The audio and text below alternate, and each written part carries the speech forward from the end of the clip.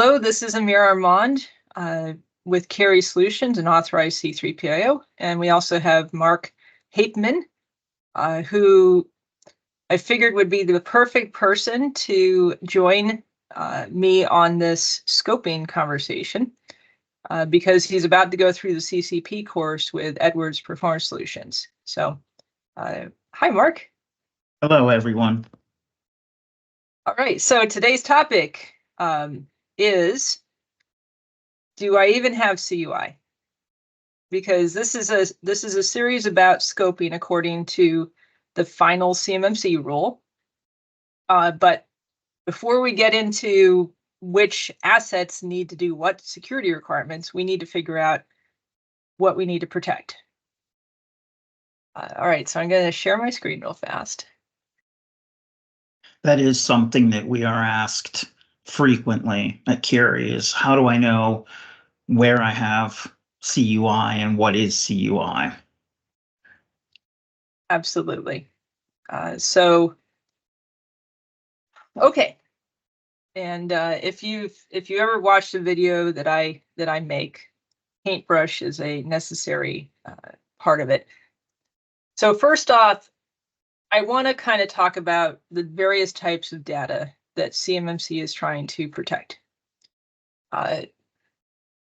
So here's kind of a rough diagram where we're starting with all the data in the world. And then if we limit it to the data in the world, which is generated or received as part of performance of a contract, of a federal contract, which excludes publicly releasable information, and it excludes transactional accounting information, like an invoice or a purchase order. If you have data that relates to a contract that's not public and it's not transactional, then that data is considered federal contract information. And let's look at where that comes from. So the Federal Acquisition Regulation, FAR Clause 52-204-21, basic safeguarding of covered contractor information systems, which applies to all federal contractors, says that federal contract information means information not intended for public release that is provided by or generated for the government under a contract to develop or deliver a product or service to the government, but not including information provided by the government to the public, such as on public websites, or simple transactional information, such as necessary to process payments. This is the definition of federal contract information, FCI. And this is pretty much the first place FCI was defined in this FAR clause. So if we come back to this diagram, that's why this is a circle of information that does not include these areas. Okay. Now, inside federal contract information is CUI. So CUI, let's look at the definition of CUI. Hold on. So CUI is information that requires safeguarding or dissemination controls pursuant to and consistent with applicable law, regulations, government-wide policies, but is not classified. Okay, so all right, so let's break this down. So controlled means that this is information that we need to keep private, right? Or we need to maintain control of. Unclassified means it's not classified, which is important because sometimes people look at this CUI stuff and they go, wow, that should be secret. But it's right in the name, it's not classified. Okay, and then information is just data information. For something to be considered information, it does need to meet a certain level of detail. So, for example, simply discussing something that is CUI, if you refer to, hey, we need 15 airplane wings, right? Have you got the aluminum for it yet? That conversation is too generic to actually be CUI. And that's something that a lot of people struggle with because they're like, well, it's somewhat having to do with the CUI, right? Therefore, it should be CUI. No, you have to actually get to a level of detail before it becomes true CUI, right? So, and that's hard to do with a verbal conversation, because a conversation that actually gets to the level of CUI would be, okay, so the right aircraft wing, the bottom third of it is constructed of aluminum, carbon, polymer of 73% to whatever, right? And then it's exactly 23 centimeters on this side by 2.5 centimeters on this side, right? That level of detail is necessary to make a lot of this stuff CUI. It's hard to do over the phone. All right, next is information that requires safeguarding. Safeguarding means how you store it or how you protect it. So an example of safeguarding is you need to keep it in a safe when you're not actively using it. You need to keep it in a locked building when you're not actively using it. So one of the ways that CUI can be considered CUI is if there's a law, regulation, or government-wide policy that says you need to do a safeguarding action to that information, like keeping a locked room, protect it with high levels of cybersecurity. Okay. And then dissemination controls. If I can interrupt, Yep. real quickly here, I think oftentimes companies that don't have a lot of experience working with CUI or federal contracts that include CUI really focus on the digital assets and the digital nature of CUI. But I think it's real important what you mentioned that there's all kinds of data that needs to be safeguarded. It's not always digital. Absolutely.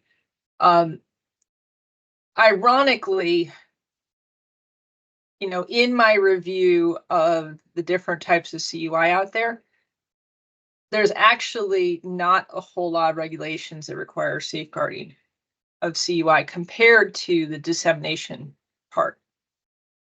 The most safeguarding that I'll see is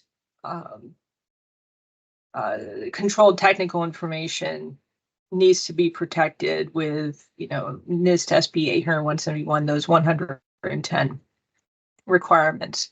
Or, you'll occasionally see that this does need to be, protected in a lock safe or a secure facility or something like that, right? But what's much, much more common are these dissemination controls. So dissemination is basically sharing the information, right? So when you see a dissemination control, what that looks like is, hey, contractor, don't give this to foreign countries, right? This needs to be limited to only US people. Or it could be this needs to be limited to United States government and federal contractors only. Or there's various different levels, right? And they're all considered dissemination controls. You can even have a dissemination statement that says this is publicly releasable, right? Which would be not controlled, right? It wouldn't have that control part, but that would be an example of a dissemination statement. So most of the time when we see CUI categories, they're actually considered CUI. That type of data is considered CUI because there's some law or regulation that says this should only be shared within the government. It should only be shared within the government and contractors that are working for the government. All right, so that's CUI. Now, when we look at National Archives, archives.gov/CUI, we can get to more detail about the different types of CUI and how to recognize if you have CUI. So what most people do is they'll come into this category list and they'll start scrolling down and they'll go, man, this is a lot of stuff. This is like all sorts of data. Right? Legal privilege. Let's see, inventions, general privacy information. That's stuff like PII, social security numbers, right? Health information, personnel records, student records. And so what most people do is they start looking through this and they go, oh my goodness, I've got CUI all over my life, right? My personal social security number is CUI. My employees' records are CUI. Like this is crazy, right? Like unrelated to a government contract. And that's where people go wrong, is they read this and they say all this information, including company records unrelated to a contract, are CUI because it fits into this category description. And that's incorrect. CUI has to be created by or provided by the government, right? It has to be related to the performance of a contract, at least if we're talking about contractors, okay? So no, your employees' records are not CUI. Your tax records are not CUI. However, the records of all the federal employees of the government are CUI. If you're working on a contract that involves handling that information, right? All the health records of the military are CUI to you if you're somebody who is helping provide health services to the military, for example. Okay. And then finally, when we're looking at these category descriptions, these are actually super broad, and it can be very, very confusing to people that read the category descriptions, because it can be just a ton of stuff.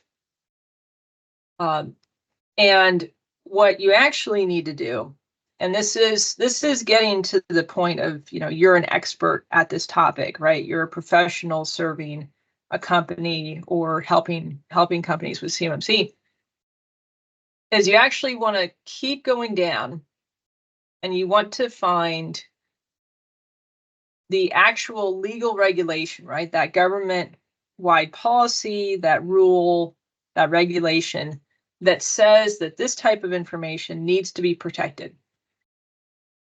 And when you get into these, and I'm probably not going to be able to find it immediately because I didn't double check all this, but when you want to see what actual information these CUI categories are talking about, you actually have to read the legalese and look for the safeguarding requirement or the dissemination requirement.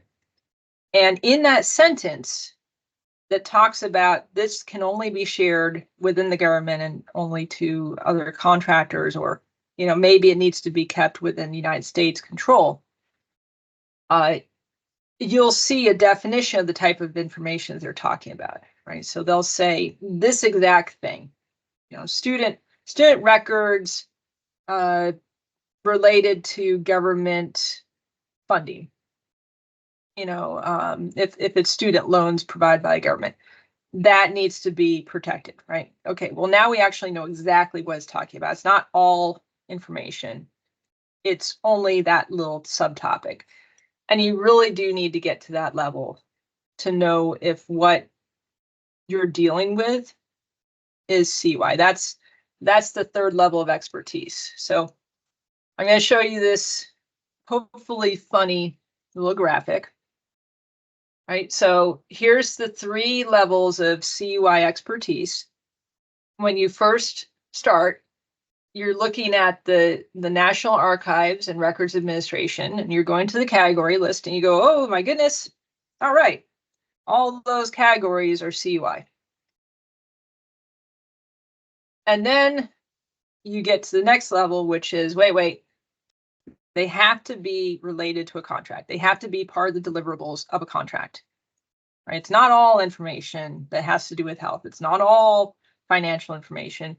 It's we're doing a contract for the government and they're having us work on health stuff for them. That information is CUI.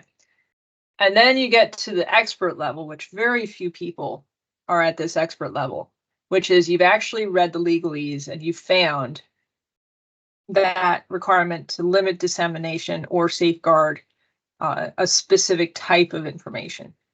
And that's that third level. All right, Mark, is this all making sense? So far, I'm good. Yeah. All right. I think it's just important that you do this level of digging, at least, down one level from the category, because it has a huge impact on what you do in your environment to protect that CUI. Absolutely. And this takes time. I've been involved with CMMC since basically it was announced back in 2019. And it took me about 3 years of working full-time on CMMC to get down here solidly. Right? I spent probably 6 months up here. I'm not proud of it, but literally everybody learning about CUI has to go through these steps. All right, so now you're probably kind of freaking out now, watching this video going, I need to be a lawyer, like this is crazy. Well, okay, so let me make it a little bit easier. Let me pull it back. So CUI is required by federal guidance. It is required to be marked properly by the person who creates CUI. Which means that, as the IT person or the cybersecurity person for your company, you are within your rights to say that I only need to treat stuff as CUI if it's been properly marked by the creator. Okay. Which works great if your company receives CUI from a prime or the government. It does not work that well if your company creates CUI because, say, you're doing research and development. And if you fail to mark it properly, that's on you guys, right? But if you receive CUI, if somebody sends you a document and you're like, wow, I think this should be CUI, and it's not marked, that's on them. That's their fault. You're not supposed to be second guessing them. Okay, and you are justified in that stance, right? I do, of course, recommend talking to a lawyer, but generally that's what they're going to tell you. So what are the markings?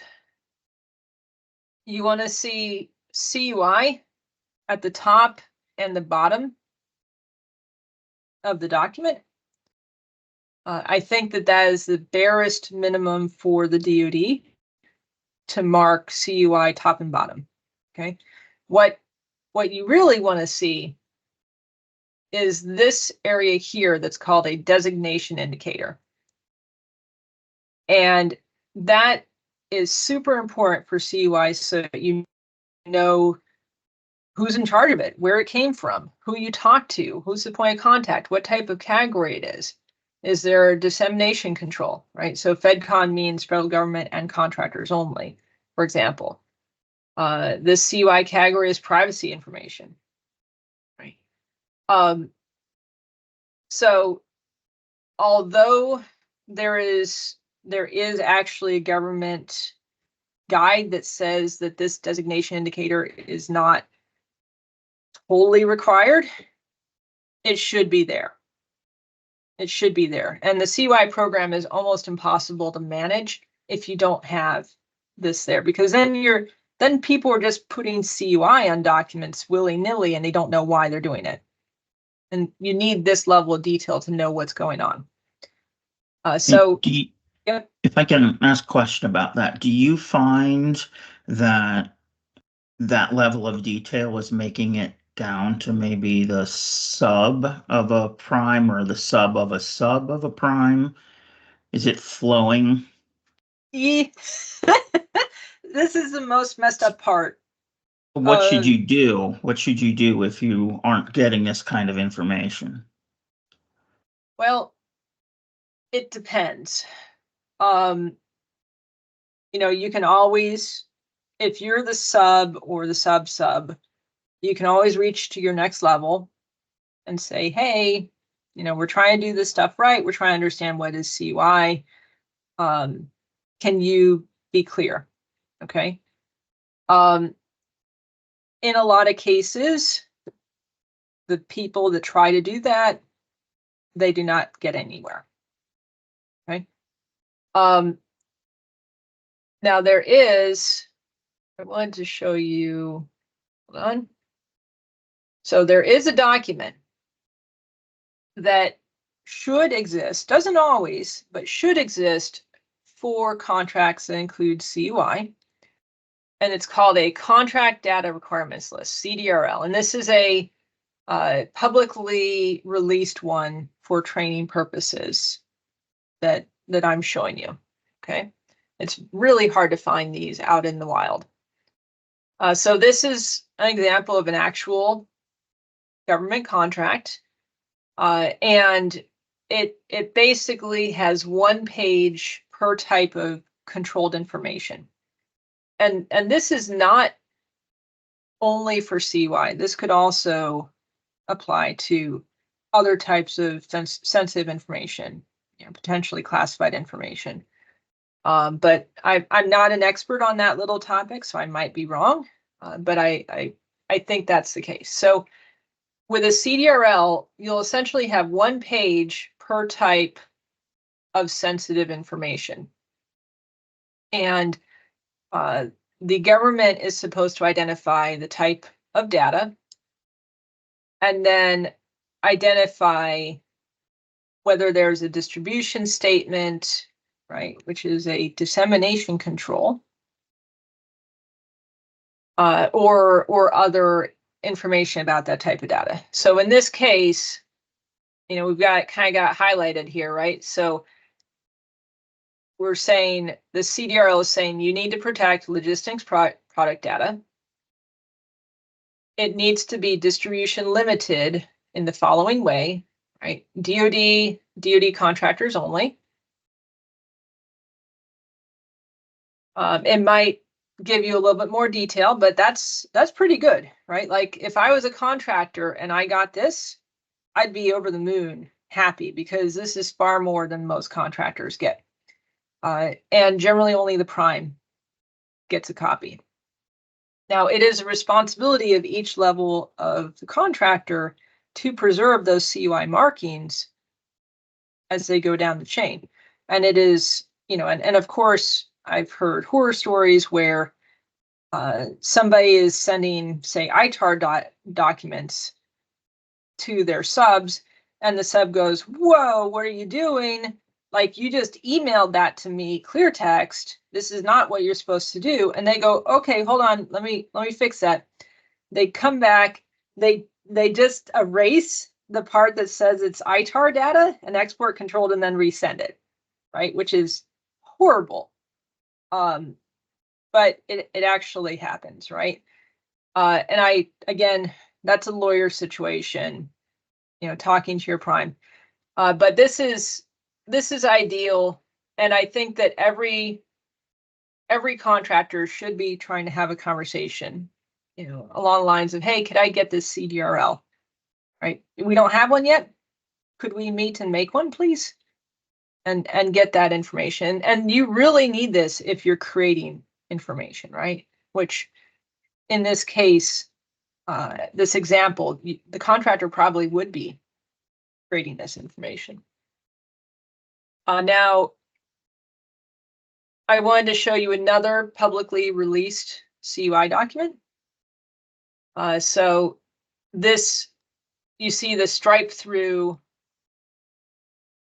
This is because it's been sanitized, so it's no longer considered CUI. This is released by the government. I didn't cut it down like this, right? But this is what a real document looked like. That's been marked for CUI. And you can actually, as you go down, you can see what's called segment markings. So basically, every paragraph has an unclassified or CUI marking in it, right? Or as you get into higher levels, you could even, if this was a secret document, you might see secret unclassified CUI at different paragraphs. And this is really helpful so that you can take pieces out of a larger document to share without bringing along CUI. If you don't have it portion marked like this, then literally every sentence you kind of have to assume is CUI, even if it doesn't look like it's CUI, right? But if you do have this proper portion marking, then you can say, okay, I'm going to share these unclassified sections, and it's not CUI. All right, last. So controlled technical information. This is the category that kind of breaks, oops, hold on. It breaks the rule. So this is a DoD category of CUI, controlled technical information. It's got a really big definition. Technical information with military or space application. But here's what's really important. That's subject to controls on access, use, reproduction, dissemination. Controlled technical information is to be marked with one of the distribution statements B through F. So what are B through F? Well, distribution statement A is publicly releasable. B through F is stuff like government only, government and contractors, United States persons only, that sort of dissemination. So when you may have CTI, the number one way to tell if it's CTI is because it has a dissemination statement on it. And do I have, might not have a, oh, here we go. Okay, so here's the list of distribution statements. You can search that DoD instruction if you want. But here's distribution statement A, approved for public release, right? But then we get into B, U.S. government agencies, that's it, right? C, government agencies and contractors, and it just keeps going down. So if you have a document that has these distribution statements on it, even if it doesn't say CUI, I think that you are obligated to treat it like CUI. Okay, Mark. So that laugh scares me. I know, and that's, again, we just keep, when we start getting into this level of detail of what do I do, it's not marked, I think it's CUI, right? That's where we start talking about getting in a specialized attorney, because cybersecurity people are not generally CUI experts. And this could go to a legal situation if the government feels that you're not protecting something that you're supposed to. And all the contracts do include requirements to protect CUI these days, right? Yeah, so it puts your very business at risk if you aren't thorough with your understanding and taking advantage of specialists to help you make sure you're protecting the right data. So at this point, coming full circle, right, the purpose of this section is to answer the question of, do I even have CUI? Where is my CUI? So now that you know what CUI looks like, you want to try and figure out where it is on your network and where it is in your facilities and who interacts with it, who looks at it, right? Who thinks about it? And start making that list of, it's on this file server, in this file share, it's on these computers, it's accessible to these people, right? And you need that information to get to the next part, which is introduction to CMMC scoping for level 2. All right, we good? Good. All right, on to the next part.